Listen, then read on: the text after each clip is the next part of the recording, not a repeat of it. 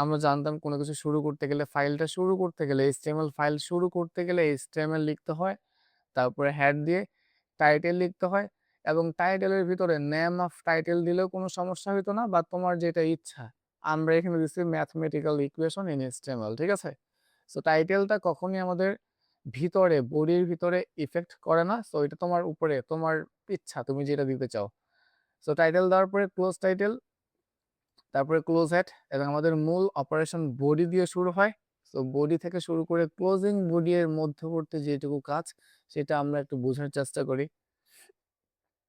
So আমরা আগেই জানতাম যে যদি টেবিল না হয়, যদি আমাদের ছক না থাকে, তাহলে আমরা এটাকে একটা প্যারাগ্রাফ মনে করব এবং প্যারাগ্রাফ মনে করলে প্রথমেই তোমাকে পি ট্যাগ আনতে হবে। প্রথমে তোমাকে পি ট্যাগ আনতে হবে, ঠিক আছে? এবং পি ট্যাগ নেওয়ার পরে তুমি তুমি দেখতে পাচ্ছ তোমার এই যে লেখাটুকু আছে এটা একটু মোটা করা আছে, অর্থাৎ তোমাকে বোল্ড বা বি ট্যাগ নিয়ে কাজ করতে হবে।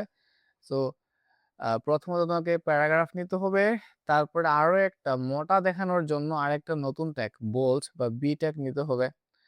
এখন তোমার লেখা শুরু করো।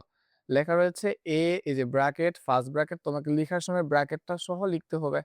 সো ব্র্যাকেট দিয়ে ফার্স্ট ব্র্যাকেট এ প্লাস বি এই পর্যন্ত আগে লিখো। এই যে আমাদের লেখা রয়েছে এ প্লাস বি। এরপরে চিন্তা করো, এই যে এখানে সুপ টু ক্লোজ সুপ, এইটুকু কেন দেওয়া হয়েছে বুঝো? সুপ টু ক্লোজ সুপ, আমরা এটাকে একটু অন্য কালার করি। উম বোঝা যাচ্ছে? আচ্ছা, তাহলে আসো একটু চিন্তা করো। তোমার কি মনে পড়ে যখন আমরা কিছুক্ষণ আগে বলে আসলাম যে কোনো লেখাকে সাধারণ লেখার চাইতে উপরে বা পাওয়ারে বোঝাইতে সুপ ব্যবহার করা হয়। তো এই যে এ প্লাস বি, এতটুকু অংশ আমাদের নর্মাল ছিল, বাট এই যে স্কোয়ার, এই যে টু, সেটা তো পাওয়ারে আছে, অর্থাৎ নর্মাল লেখার চাইতে উপরে আছে। তো যেটা উপরে থাকবে সেইটাকে কার ভিতরে লিখতে হবে? সুপ ট্যাগের ভিতরে লিখতে হবে। তো আমরা এখানে এই টুটাকে সুপ ট্যাগের ভিতরে লিখছি। এরপরে সুপটাকে ক্লোজ করা হয়েছে, তারপরে আবার সমান আছে সমান এ আছে এ, এই সমান এ পর্যন্ত ঠিক আছে, সমান এ পর্যন্ত ঠিক আছে। আবার সমান দিব আমরা, তারপরে এ দিব, কিন্তু আবার নতুন করে এর উপরে যে স্কোয়ার আছে সেই স্কোয়ার বোঝানোর জন্য আমাদেরকে আবার সুপ দিয়ে টু দিতে হবে।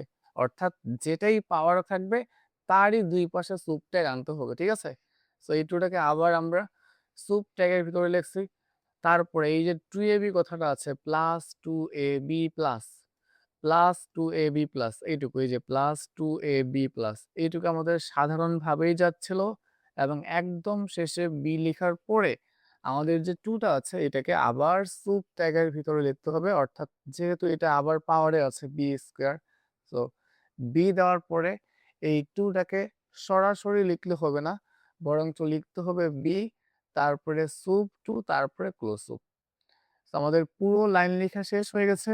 আমাদের এখানে একটা ইন্ডিপেন্ডেন্ট কন্টেন্ট মনে করো যে এইটা একটা, এটার জন্য আমরা শুধু ১ নম্বর লাইনের জন্য যদি HTML লিখতে চাই, তাহলে ১ নম্বর লাইন লেখা শেষ। অর্থাৎ এখন আমরা ক্লোজ বি, ক্লোজ পি, অর্থাৎ বোল্ড ট্যাগকে ক্লোজ করলাম, তারপরে প্যারাগ্রাফ ট্যাগকে ক্লোজ করলাম। এখানে আমাদের একটা বিষয় একটু মনে রাখা উচিত যে আমরা এখানে ২ টা ট্যাগ নিছিলাম প্রথমে, একটা হচ্ছে প্যারাগ্রাফ এবং আরেকটা হচ্ছে বোল্ড। তো এই যে ২ টা ট্যাগ নিছিলাম তার মধ্যে শেষ ট্যাগটা কি ছিল? শেষ ট্যাগটা ছিল বোল্ড। তো তোমার শেষ ট্যাগ যেটা থাকবে সেইটাকে আগে ক্লোজ করতে হবে। তুমি লেখার সময় একটু মনে রাখবা, যেই ট্যাগটাকে শেষে নিছো সেইটাকে আগে ক্লোজ করতে হবে, ঠিক আছে? সো আমরা এখানে বি ট্যাগকে নিছিলাম শেষে, আর ক্লোজের বেলা যখন আমরা বন্ধ করছি, ক্লোজ করছি, তখন বি ট্যাগকে আগে ক্লোজ করছি এবং তার প্রথমে ছিল প্যারাগ্রাফ, প্যারাগ্রাফকে পরে ক্লোজ করা হয়েছে। বুঝা গেছে? সো এই এতটুকু মনে রাইখো যে যদি একসাথে অনেকগুলো ট্যাগ থাকে তাহলে শেষ যেই ট্যাগ থাকবে সেইটাকে আগে ক্লোজ করতে হবে। ঠিক আছে? এবং সবকিছু লিখা হয়ে গেছে, আমাদের মূল অপারেশন শেষ। তাহলে বডিকে ক্লোজ করা হয়েছে এবং এই ফাইলটাকে HTML, এই ক্লোজ HTML দিয়ে এই ফাইলটাকে শেষ করা হয়েছে। ঠিক আছে? আচ্ছা। তো এইটা তো ছিল আমাদের যে গাণিতিকটা ছিল, আমাদের যে সূত্র আছে a plus b whole square সেটার জন্য। এখন এই যে রাসায়নিক সংকেত আছে সালফিউরিক অ্যাসিড H2SO4, আমরা যদি এইটার জন্য একটু লিখতে চাই